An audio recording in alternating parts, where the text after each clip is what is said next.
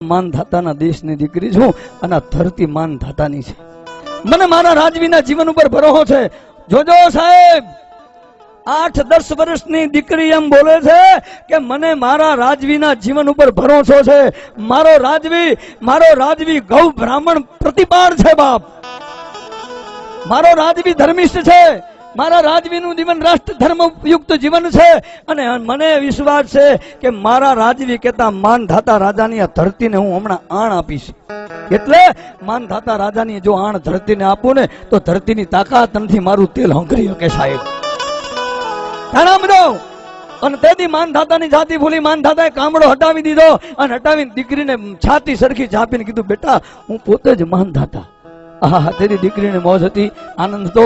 પણ પછી તેદી માનધાતાએ ધરતી માતાને 2 હાથ જોડી વંદન કર્યા. માં, હવે આનાથી બીજું મારે તને કયું મારું પ્રમાણ આપવાનું?